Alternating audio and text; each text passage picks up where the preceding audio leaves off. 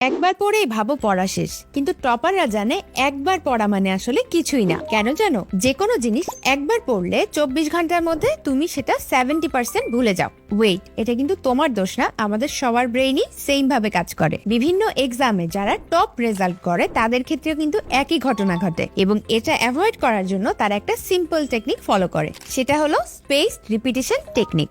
Effectively পড়াশোনা করার জন্য ওয়ার্ল্ড ওয়াইড যতগুলো টেকনিক প্রচলিত তার মধ্যে স্পেস রিপিটেশন অন্যতম একটা টেকনিক। তো এই জিনিসটাকে তুমি কিভাবে কাজে লাগাবে? যে কোনো একটা টপিক পড়ার একদিন পর আবার পড়ে ফেলো, এভাবে 3 দিন এবং 7 দিন পরে রিপিট করো। খুব ভালো হয় তুমি যদি সেম পড়াটাই 15 দিন এবং 1 মাস পর রিপিট করতে পারো। এভাবে পড়লে তোমার কি উপকার হবে জানো? প্রতিবার পড়তে অল্প সময় লাগবে, কিন্তু প্রতিটা ইনফরমেশন তোমার ব্রেনে পার্মানেন্টলি সেট হয়ে যাবে। তাই আজকে থেকে একটা ছোট্ট খাতা মেনটেন করো, যেখানে তুমি লিখে রাখবা যে কবে কোন টপিক রিভাইজ করবা।